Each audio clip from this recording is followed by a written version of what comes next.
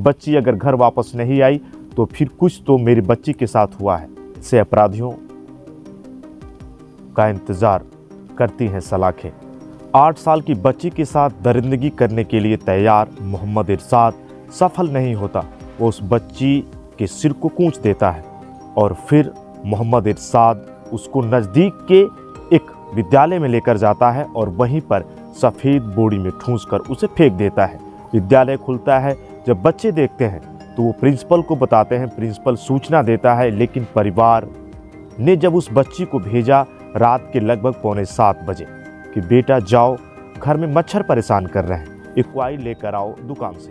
बच्ची जाती है वह दुकान में क्वाइल लेने के लिए, लेकिन घर वाले कर रहे थे इस बच्ची का इंतज़ार कि मेरी बच्ची आएगी, लेकिन वो बच्ची क्वाइल लेकर नहीं आई और घर वाले थे परेशान कि आखिर हमारी बच्ची कहाँ गई।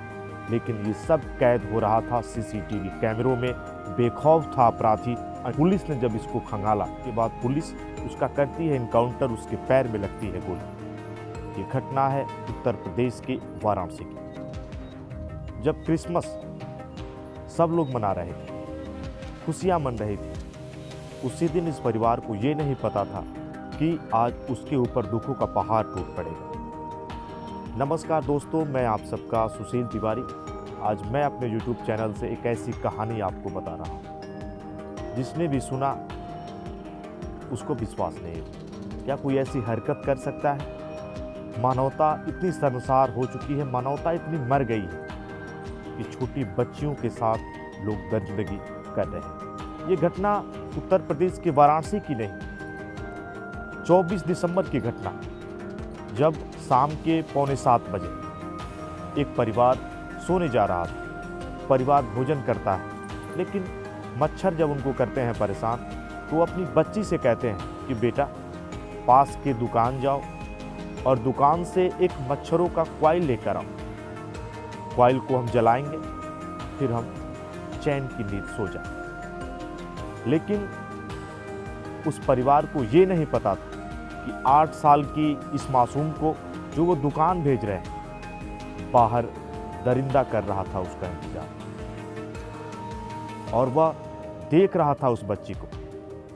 जब बच्ची मेन सड़क से निकलती है, दूसरे कैमरे से जब वो आगे से दिखती नहीं तो वही पास से वो उसको जबरदस्ती घसीट लेता है।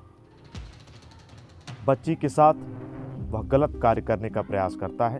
अपराधी ने जिस तरीके से ये हरकत की, वो बच्ची जब अपने घर से निकलती है तो कुछ ही दूरी पर, जो वो सीसीटीवी कैमरे में भी दिख रही है, जैसे ही वो उस घर के पास से निकलती है, दूसरे कैमरे से अगर आप देखेंगे तो ठीक उसी के सामने बगल में एक मकान है, और उस मकान के जैसे ही सटे पास से ये बच्ची निकलती है, मोहम्मद इरशाद उससे ज़बरदस्ती खींच लेता है और वो अपने कमरे में लेकर चला जाता है।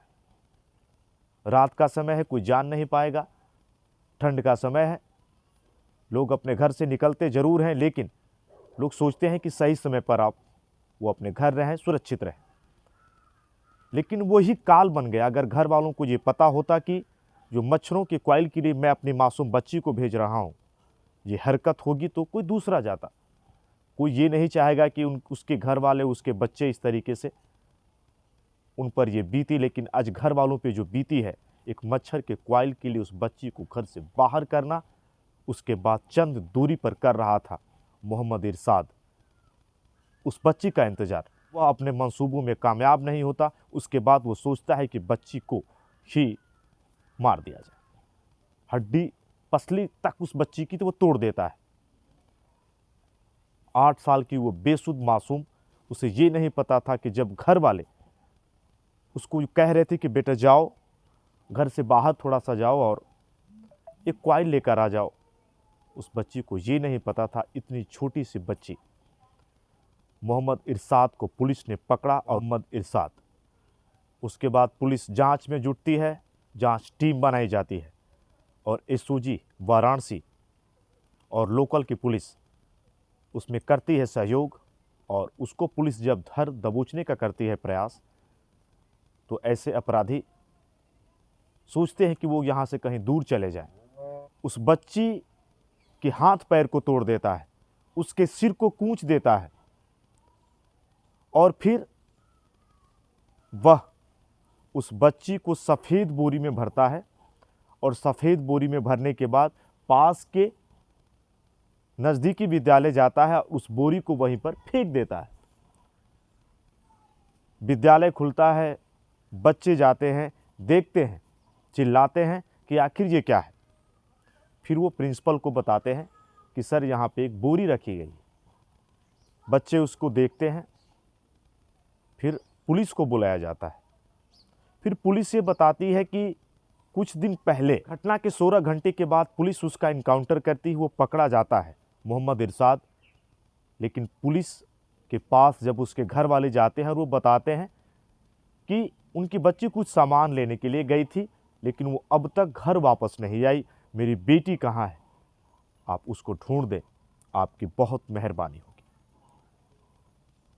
पुलिस उसको ढूंढने का प्रयास करती है, लेकिन पुलिस को ये नहीं पता था कि जिस विद्यालय में वो जा रही है, सफ़ेद बोरी में ठूंस कर जो 8 साल की बच्ची, उस मासूम का शव है, वो वही बच्ची है।